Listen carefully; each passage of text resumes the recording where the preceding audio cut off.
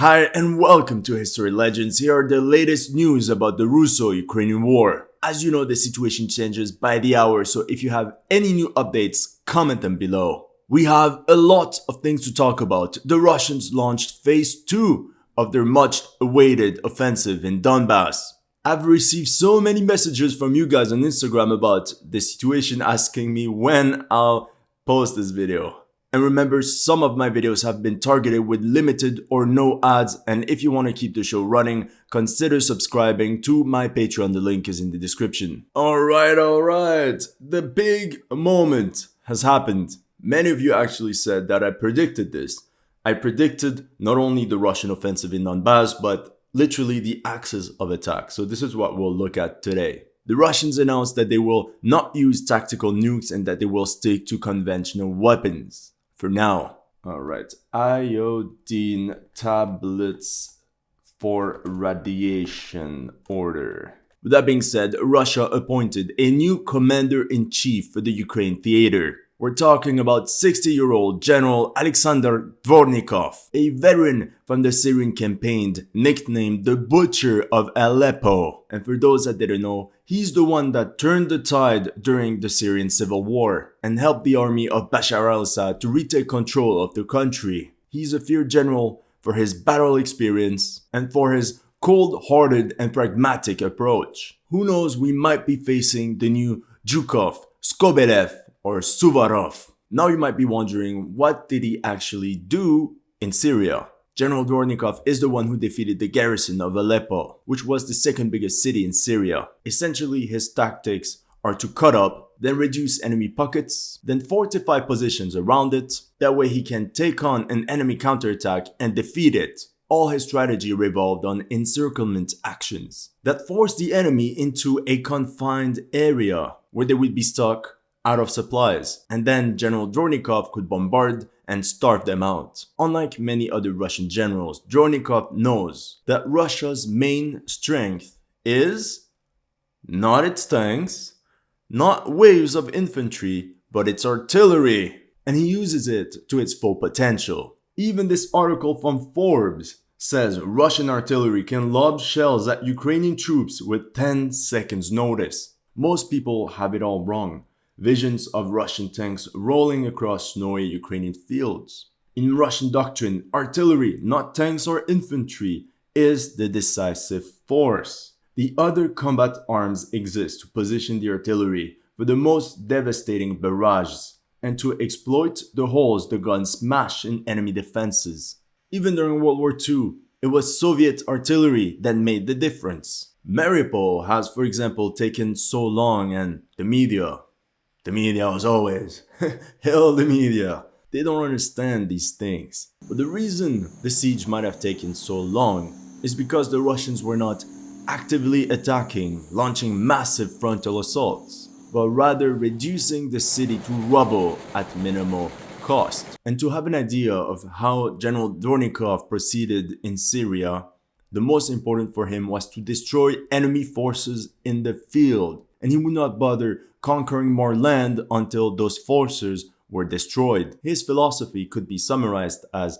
1. Destroy the army, 2. Walk over the country. And it even rhymes. In short, he's a methodical siege expert, as he is the mastermind of most military operations that took place in Syria. So yes, we should all fear General Dvornikov. Okay guys, are you ready? Let's go back to my favorite map. I know a lot of you guys have been asking me for the link of this map. I always forget, but it's gonna be in the description. I'm gonna pull out my favorite tool and let's go. So the area of operation is going to be Donbas, this region here. Essentially, the Russian goal is the following. Focus on military operations in Donbas and hold the line at Kharkiv and Kherson. It's very important for the Russians that the wings, these two places, hold at all costs. And the way that they keep Ukrainian forces in check is by constantly bombarding them non-stop, day and night.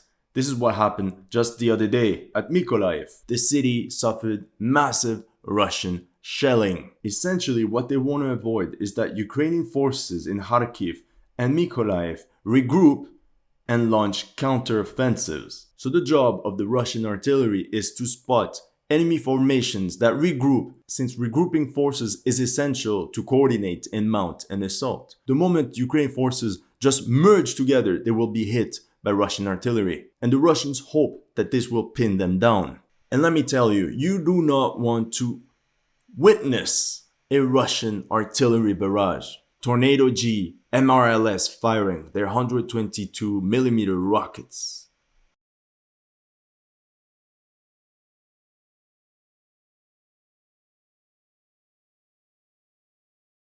Here you can see Russian multiple rocket launchers striking Ukrainian positions in Donbas.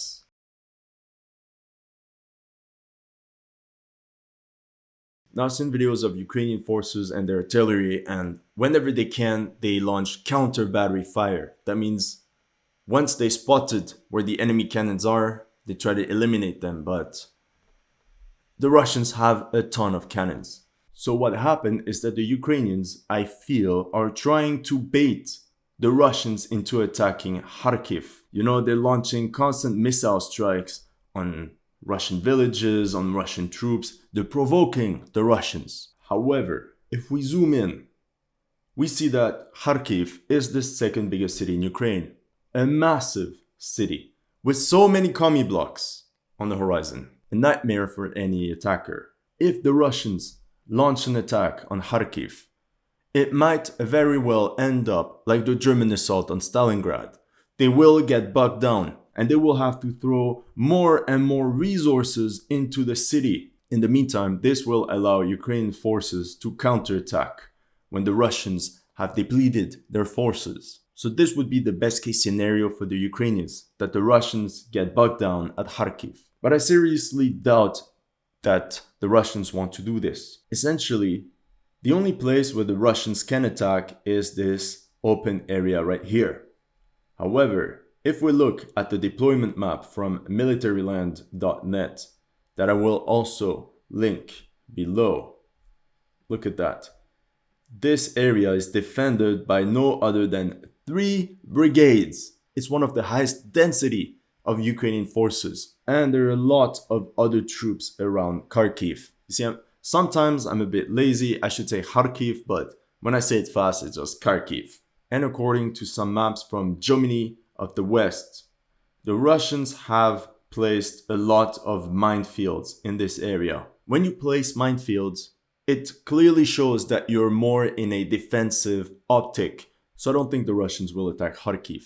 The main threat on the Ukrainian army is this pincer movement that the Russians are attempting. And it's not anything new. I literally talked about it a few weeks ago. Okay, as proof, we're gonna watch together the video I posted on April 8th. Alright guys, we've reached the point where I'm gonna react to my own video. But check this out, this is what I said on April 8th. They don't have enough men. And the Ukrainian army is very strong. The first type of cauldron they could do is simply attack here. Okay, you see this? What did just happen here? The Russians are attacking here. They're gonna take over all this area and they're pushing here and the town here of Popasna. They're pushing forward more and more in order to link up with the northern pincer. And as you can see, these Russian gains were corroborated by the Institute of the Study of War. This is exactly what's happening. All this area they recently captured yesterday. All this in a day. And all of this as well. So we can believe that this is the next target, this area here. Their goal would be, I'll put it in yellow, this forest line here. Once they capture this area, it's plain, open ground, open bar for them. Okay, now back to the video. And encircle the men right here. I mean, this would liberate all of Luhansk, but I think the Russians will be a bit more ambitious. We'll use yellow. Izium. They could launch an attack like this, Barbekove, and you see, here's the regional border of Donetsk, they can literally follow it from here and here. This is exactly what they're doing. Check this out. All this is the new areas that the Russian army just captured in the last hours. You see this area here? It's this one at the bottom here. They're effectively pushing in this area right here. And they're pushing here as well. However, this attack won't be unopposed. If we look at the forces in the cauldron, or rather the salient, Ukrainian forces hold the line here. And according to what we just saw on the map, a lot of the attack took place in this area south. And they have to deal with the 53rd Mechanized Brigade.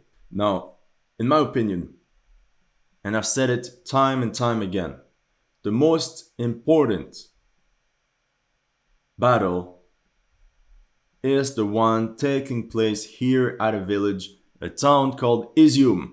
And again, the media has not mentioned it at all. So they make you believe that everything is going fine for Ukraine. This is true if you scratch the surface only. Once you take a deeper look, you see that it's not sunshine and rainbows. And just the other day, this point here was not red, it was blue. This point here was blue as well, and this one was blue as well. Allegedly, oh yeah, Ukrainian counteroffensives are working so well. So why is the area red? Some of the heaviest fighting of the war took place around here. Many reports of hand-to-hand fighting, massive tank battles. And again, what I'm saying is hypothetical, but one of the reasons why Ukrainian counteroffensives might not reach the expected results, I have to be politically correct, is perhaps because Russian artillery, what we mentioned before, Ukrainian forces can't regroup enough and they launch dispersed, isolated attacks. And interestingly enough, this is very close to a report from the Austrian army. And not gonna lie, it's one of the best reports on the war in Ukraine I've read so far. You know, it's a very Germanic perspective, very down to earth, and they don't beat around the bush. Okay, it was written by Oberst Markus Reisner, Colonel. So here they ask, worauf wartet Russland? Warum dauert das doch alles länger? What are the Russians waiting for? Why is it taking all so long? So this was before the official launch of the offensive. And this is what he had to say. Die Operation hat bereits begonnen. The operation already started. So according to him, the operation was already brewing in the background. But he continues here with something very important. Wir sehen hier nun eine ganz andere taktische Einsatzführung als in den ersten 6 Wochen des Krieges. He says here that the Russians have completely changed their tactics compared to the 6 first weeks of the war. He continues, die ukrainischen Stellungen werden erst nach massivem Artillerie und... Oh my god, what is this word? Look at that. Almost got a heart attack. Like, is it me or the Germans, like, they have a problem with spacebar? They put all the words together. Nach massivem Artillerie und Mehrfach-Raketenwerfer Einsatz. Okay, that means multiple rocket launchers. So the Russians are bombarding with artillery and their multiple rocket launchers. So he says here, Ukrainian positions are only attacked after a massive artillery barrage. Die Russen rücken dann langsam und Vorsicht vor. The Russians advance very slowly and carefully forward. Here they made a small typo. It's not 1.5 kilometer per hour, but 1.5 kilometer per day. So essentially, we can summarize the Russian tactic in Ukraine as plowing the fields of Ukraine with Grad missiles. He's confirming what we said at the beginning, that the Russians will try to find a gap and exploit it in order to encircle enemy strongholds. Here, they say, the entire coordination is successful for General Dvornikov. Even the Austrians are scared of this guy. Okay, here it says, I'm gonna paraphrase, I'm not gonna redo the entire German text. Unless you guys want me to, let me know in the comment section. If you wanna hear all the languages that I can speak. But he says here, the result of his appointment has already been noticed with the attack of Ukrainian forces at Izium. Again, this word Izium. Und der Ausbruch aus der Enge in Richtung Süden. Enge is basically a corridor. So General Dvornikov, what he's saying is that he's responsible for the breakthrough at Izium. Ein dabei durchgeführtes Panzergefecht russischer gegen ukrainischer Panzer bei Kamina könnten die Russen für sich entscheiden. Okay, the German language is very precise and they use a lot of words when basically they say that there was a tank battle and the Russians won. At Kamina. Where's Kamina? It's right here. Hold on. From what I remember, it's somewhere here. There was a massive tank battle here, and if you look online, a lot of tanks got destroyed. But the Russians had the upper hand. But he ends in a positive note, so you can sleep tightly at night by saying that despite these tactical defeats, Ukrainian forces have a high morale and they reorganize the defensive lines every time in order. So there hasn't been a massive rout of Ukrainian forces. There's a lot of other interesting things he mentioned, but I'm just going to link the article below as well. It's just that it's not entirely in the scope of what I want to tell you today. And the problem is, Izium is here at the bottom. The Russians are sending so many troops in this region. We've seen many videos of entire columns of Grad missile launchers back to back driving south towards Izium. There were even pictures of 8-mile columns right here at Kupiansk. They were spotted going south. Knowing this, in my opinion, the only real hope for the Ukrainians to halt the Russian offensive is not attacking at Izium. They tried this for at least 10 days. They suffered a lot of casualties. That doesn't work. But what I've noticed them do is that they counterattacked at Shuif.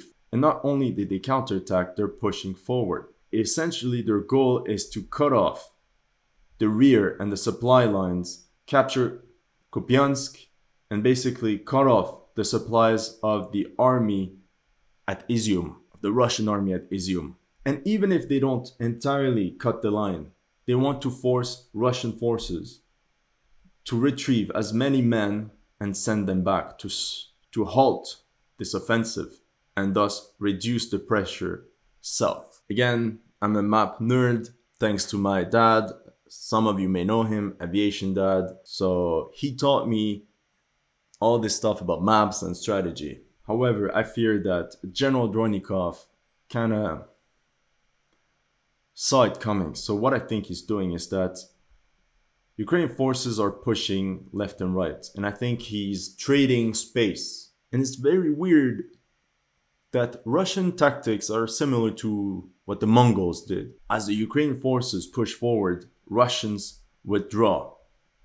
They don't fight for the country. They don't fight for the positions.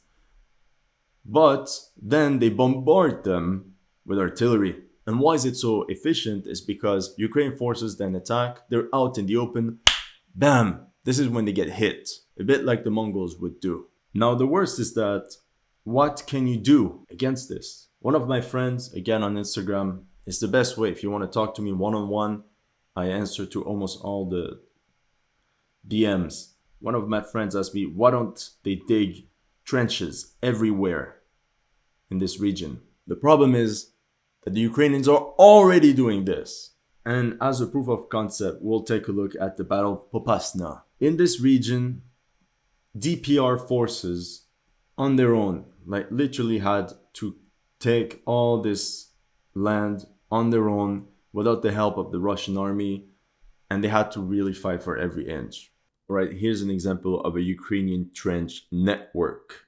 The first thing we can notice is its 360 defense. That means that enemy forces can't really flank this bastion because, as you can see here, there's some sort of gap which I believe is meant for vehicles to come resupply the position.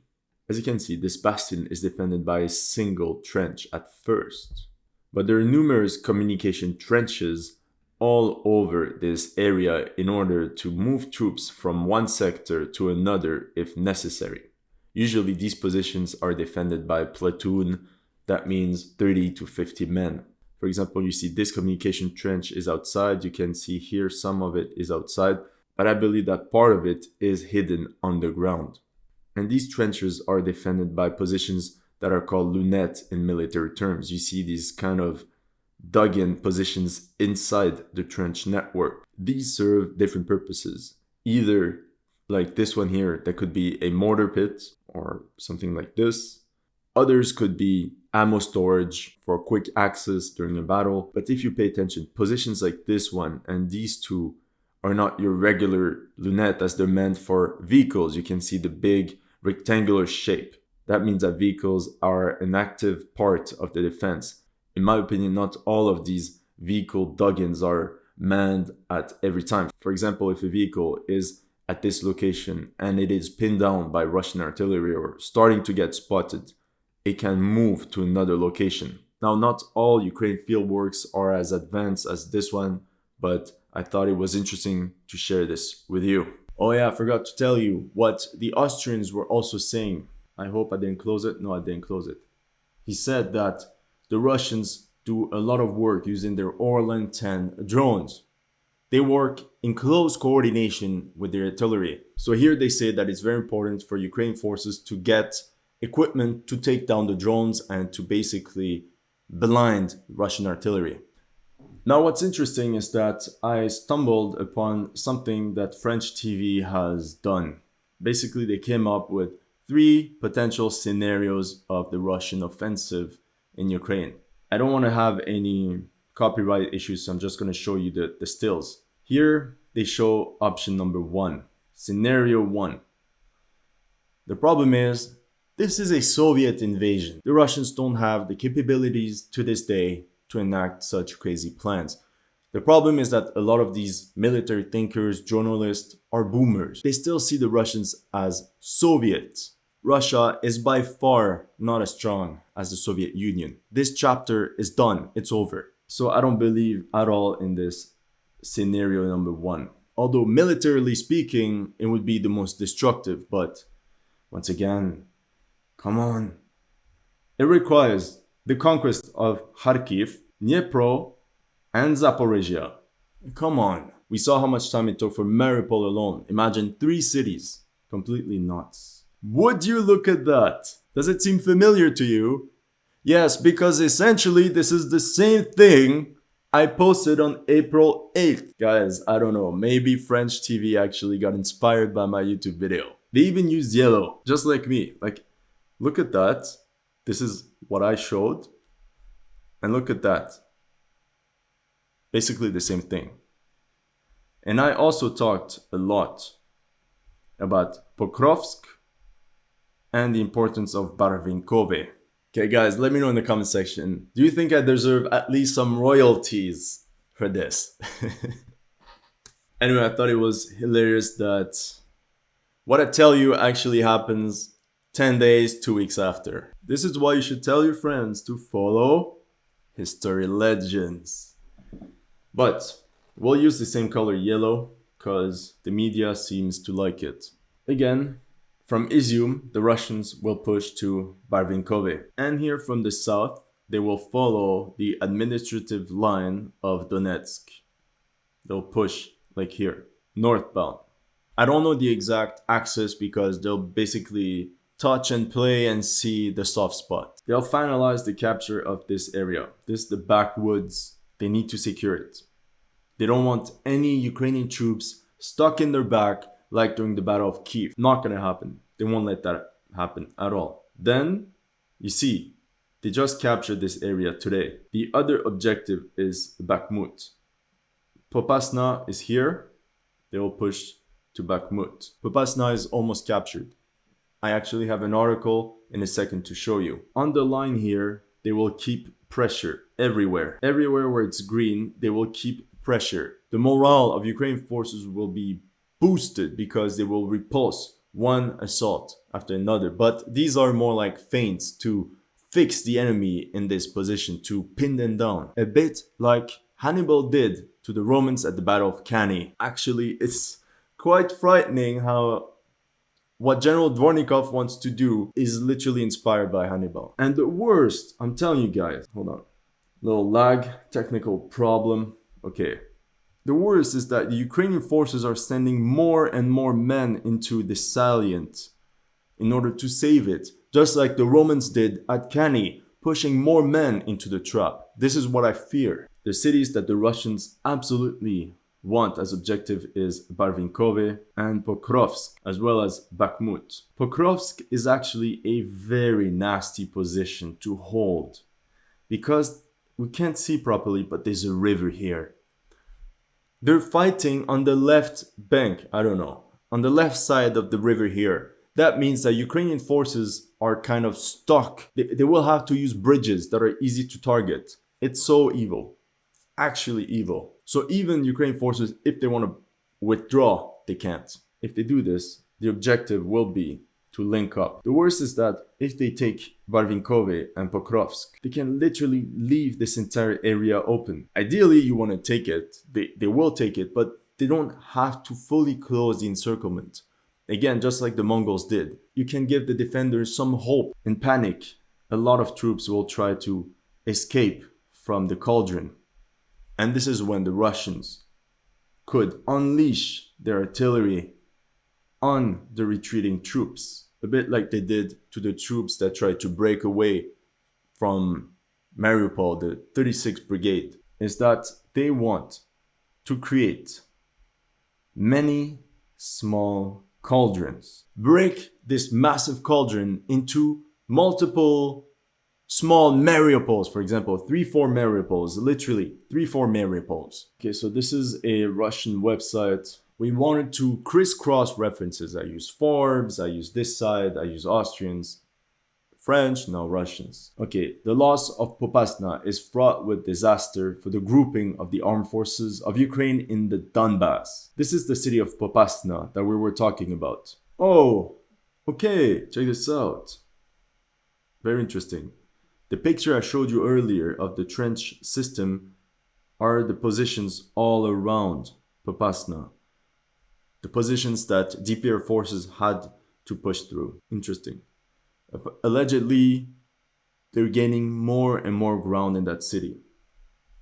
But that's not what was interesting. Here they say, based on the observed situation, we can cautiously assume that it was in the Popasna area that the Allied forces groped, or rather punched a hole in the defense of the armed forces of Ukraine. Here they say the defense of Popasna is held by the 24th Mechanized Brigade. Oh, you know what? We'll try to corroborate to see if what they say is true or it's BS. Popasna is here, okay? 24th Mechanized Brigade, okay, from Yaroviv. Okay, it's units from Western Ukraine. Okay, that's what they say. It's a powerful and combat-ready formation, which since 2014, with its battalion tactical groups, okay, basically they know the area very well and fortified the place for years. The neighbor on the right is the 30th Mechanized Brigade. Is it true? Indeed, 30th Mechanized Brigade on the right. Okay. And the neighbor on the left is the 79th Air Assault Brigade. On the left. Okay, no, that's the 111th Defense. Okay, must be this one. Okay. 79th Air Assault Brigade from Mykolaiv. The second echelon behind the 24th. Oh my god. Late night again, losing my English by the second. I'll try to wrap this up real quick. The second echelon behind the 24th Mechanized Brigade. Now I invent a British accent. It's pretty bad. 109th Territorial Defense. 109th Territorial Defense Brigade. Okay. At Bakhmut. And they also have the 128th Mountain Brigade Infantry that can provide support. Brigade Mountain. You see, for NATO units, Mountain has a peak. It must be this one. 128th Mountain Brigade. Okay. So basically, Ukrainian positions like this. This is line number 1. And then they have a second line like this. And potentially the men here. However, we saw how the Russians are pushing towards Liman. they're pushing in this area. So the mountain brigade won't be able to help its neighbors. Now, if the Russians punch through here, it might be bad for the Ukrainian forces. They might have to abandon this very strategic position here of Severodonetsk, Lishansk, Rubizhne. There's a lot of factories here. Very good defensive positions. No way they will leave it behind. Now, according to the latest news, the Russian flanking maneuver towards Kamina and Zareshnie makes it very hard for the Ukrainian forces at Rubizhne and Severodonetsk to hold their positions. The threat is real if the Russians break through this area right here. And if coupled by a breakthrough at Popasna, thousands of Ukrainian soldiers might get stuck in this cauldron. Ukrainian forces have already withdrawn from Rubizhne, and allegedly they want to abandon Rubizhne and Severodonetsk altogether and withdraw behind the Seversky Donetsk river in order to reinforce their positions using a natural barrier. Tactically speaking, this is a very sound maneuver. Now apparently, the general staff of the Ukrainian armed forces want to withdraw even further. Ideally, they would want to retreat all their forces in this region towards the fortress Kramatorsk and Slavyansk, which militarily speaking makes the most sense, since Ukrainian forces still have time to retreat in good order. However, politically speaking, this would mean abandoning the last Ukrainian strongholds in the LPR, in the Luhansk Oblast region, which could provide Russia with its first significant political win of this military campaign. And the worst is that I don't know how well this territorial defense unit fortified Bakhmut. Interesting. I have no idea how it's going to happen on the more tactical level. The approaches to the city were literally pitted with trenches, communication passages, and trenches. We saw this. Hundreds of firing positions for tanks, infantry fighting vehicles, artillery, and mortars have been prepared here. Yep. More than 20 platoon strongholds. You can count more than 20 platoon strongholds. Okay, so these bastions, that must be it, 20, which are field fortifications that stretch along the front to a wide up to 300 meters. They're located as required by the practice of building a field defense in 3 echelons with a spacing of 460 meters with the possibility of mutual fire support. Guys, this is very close to World War I tactics, just letting you know. These defensive positions include structures buried in the ground, the destruction of which is possible only if they're directly hit by a howitzer shell, heavy mortar mine, or aircraft bomb. Oh, very important, all positions are covered by the front by a system of minefields, which seriously complicate the actions on the attacking side. Oh, yeah, the Germans did the same thing during World War II. And you know how the Soviets dealt with minefields. You have to send more men than there are mines. In addition, anti-tank missile systems have occupied multi-story buildings. Okay. So you see, it's very hard for the attacker. The armed forces of Ukraine use their own artillery in the most active way, not allowing the attacking side to get close to the enemy at distance of small arms battle. Okay, and they basically said that it started moving only when Russian army helped the soldiers from the DPR. But this, again, confirms the strategy of General Dvornikov. And this is why I fear that his strategy might be efficient. Reliance on heavy artillery and basically use aircraft and missile strikes to create an interdiction zone. I don't know how you call it. Suppression zone here to destroy any reinforcements, to destroy train stations, crossroads, whatever, supply depot, ammunition, everything. That way the troops in Donbas would be left dry. I don't see how the Ukraine forces can win this battle here in Donbas. The only way they can win is if they attack on the flanks at Mykolaiv and Kharkiv and divert as many Russian forces as possible from Donbas. And only then, Russian forces will not be strong enough to push through the defensive lines here. Woof, that was a long video. Let me know in the comment section what you think of my analysis. If you're new to this channel, don't forget to like and subscribe. And if you like the information I provide, if you want to support my work, you can join my Patreon. The link is in the description.